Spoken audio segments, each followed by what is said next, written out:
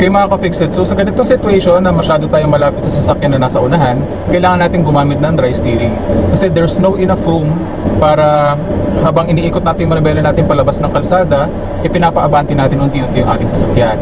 So sa mga ganitong situation, nagiging beneficial ang dry steering. Okay, gawin natin yan.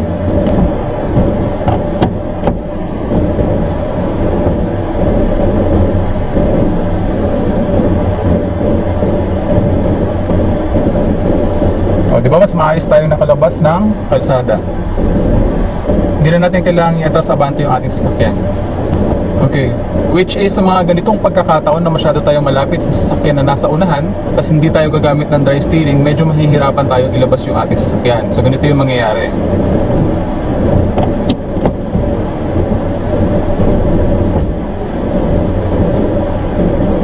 Wala, aabutin ko yung sasakyan na nasa unahan, kaya ang mangyayari tuloy, i-atras ko pa yung ating sasakyan.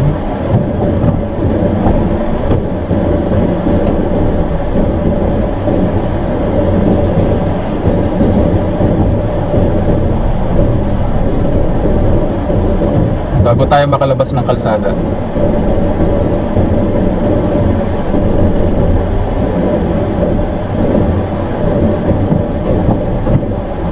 Which is nagawa ko sana na mas madali kung nag-dry steer tayo.